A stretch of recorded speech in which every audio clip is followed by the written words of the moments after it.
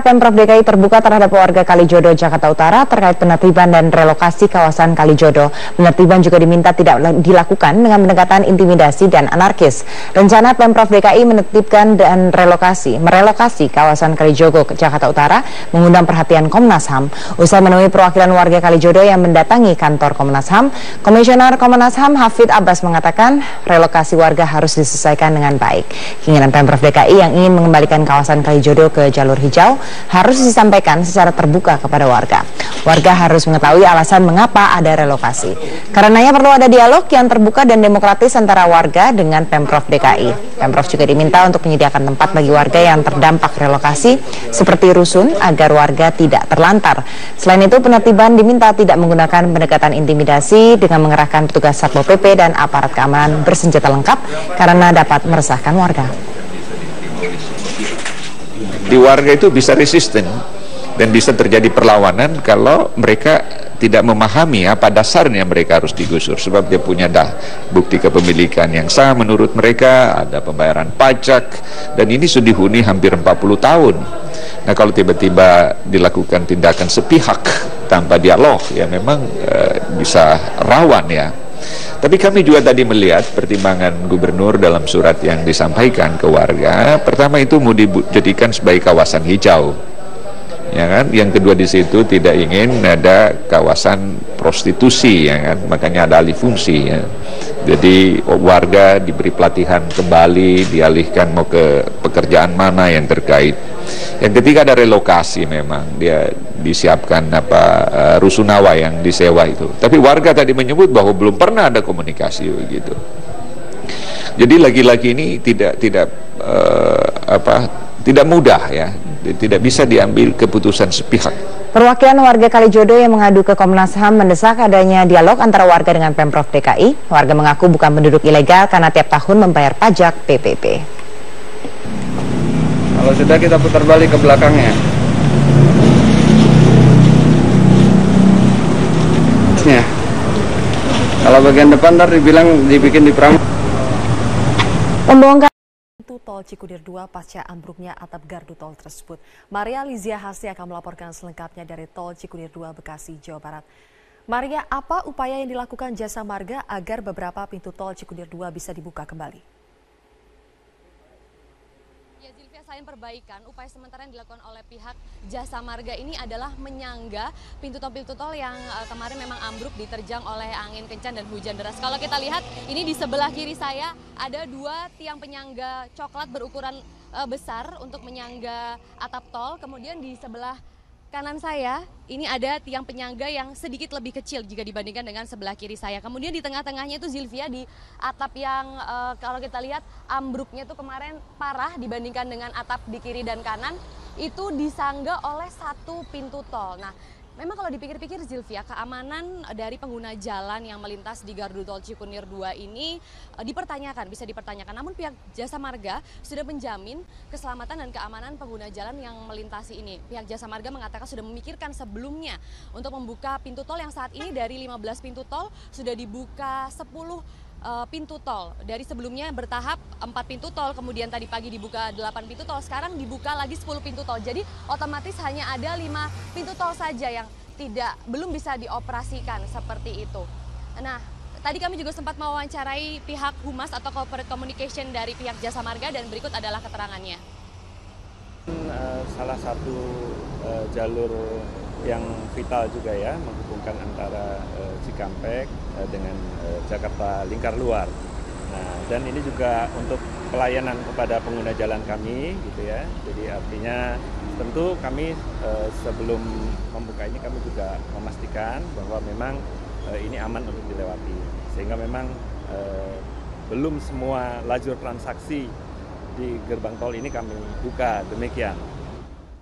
Zilvia. Maria, berapa lama waktu yang dibutuhkan Jasa Marga untuk memperbaiki keseluruhan atap gardu tol? Zilvia, perbaikan sementara saat ini masih dilakukan, namun untuk perbaikan keseluruhan itu tadi pihak Jasa Marga belum dapat memastikan berapa lama waktu yang dibutuhkan. Pihak Jasa Marga mengatakan ingin berfokus terhadap yang penting seluruh pintu tol ini dapat beroperasi terlebih dahulu, karena memang perbaikan keseluruhan kalau kita lihat itu terbuat dari baja, sedikit waktunya lebih lama.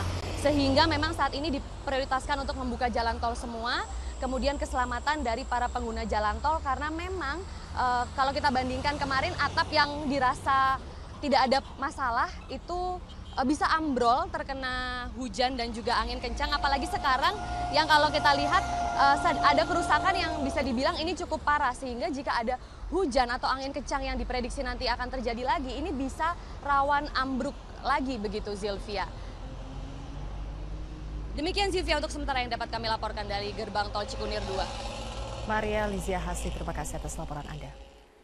Pemirsa, banjir yang menggenangi tol Cikarang kilometer 34 dan kilometer 37 Minggu malam lalu pagi ini telah surut. Kendaraan dari arah Jakarta menuju Cikampek dan sebaliknya sudah dapat melintas dengan normal. Gerbang tol Cikarang Timur yang sempat ditutup semalam juga telah dibuka dan dapat dilintasi kendaraan.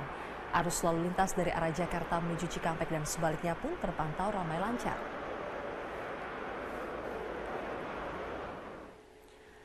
Banjir yang menggenang Minggu malam menyebabkan petugas kepolisian Polresta Bekasi Kabupaten menutup jalur kendaraan yang melaju dari arah Cikampek menuju Cikarang Pusat. Kendaraan dialihkan menuju gerbang tol Cibatu kilometer 34. Kepadatan pun terjadi mulai kilometer 37 hingga kilometer 47. Penutupan terjadi dari pukul 5 sore, namun jalur kembali dibuka pukul 9 Minggu malam. Banjir yang terjadi semalam disebabkan oleh hujan deras yang mengakibatkan debit air di situ Alam Sari meluap dan membuat tanggul jebol.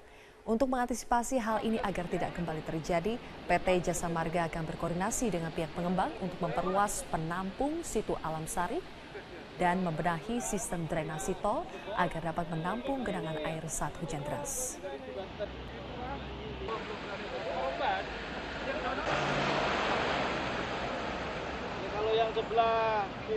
Tim Basarnas mengevakuasi warga yang terjebak banjir di kawasan perumahan Kabupaten Kampar Riau. Pakai apa itu, Bu? Wah, ini naik tinggi.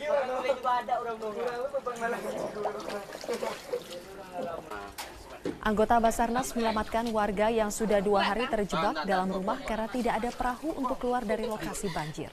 Satu persatu warga dievakuasi dalam permukiman penduduk yang terendam. Ketinggian air di kawasan perbatasan Kampar Pekanbaru mencapai 2 meter. Tim evakuasi memindahkan warga ke lokasi aman dengan menggunakan perahu karet. Selama 1 bulan terakhir, kompleks Geraha Kualu sudah 2 kali dilanda banjir. Keselamatan warga semakin terancam karena ketinggian air terus bertambah. Udah. Orangnya tadi? Tidak boleh ke sana.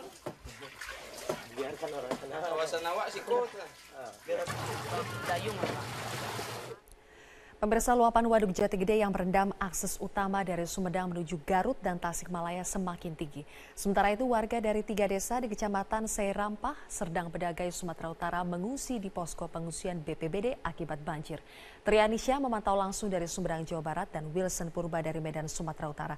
Kita ke Trianisha terlebih dahulu. Nisha, bagaimana kondisi jalan yang terendam air luapan Waduk Jati Gede saat ini? Ya, Zilvia, kondisi Jalan Cimuja di Kecamatan Dharma Raja, Kabupaten Sumedang, Jawa Barat saat ini ketinggian air terus bertambah seiring dengan hujan yang turun terus-menerus sejak kemarin dengan intensitas yang cukup tinggi. Pada saat ini ketinggian air berada di kisaran 1,5 meter. Jika kemarin ada jembatan di kawasan ini yang belum terendam air, namun pada siang hari ini jembatan ini sudah mulai terendam air. Kemarin juga masih ada kendaraan-kendaraan berukuran besar seperti bus dan truk yang masih bisa melewati jalan ini. Namun pada hari ini sudah tidak bisa lagi dilewati kendaraan, baik itu kendaraan kecil maupun kendaraan besar sama sekali, karena di bagian dalam di Jalan Cimuja ini sudah lebih dalam lagi, lebih tinggi lagi, karena ini tidak hanya disebabkan oleh hujan yang turun terus-menerus, tapi juga ditambah dengan air luapan dari Waduk Jati Gede dan juga aliran sungai dari Sungai Cimanuk yang membuat Jalan Cimuja di Kecamatan Dharma Raja ini ketinggian airnya terus bertambah tinggi. Dan Jalan Cimuja ini merupakan akses utama dari Sumedang untuk menuju ke Garut dan Tasikmalaya.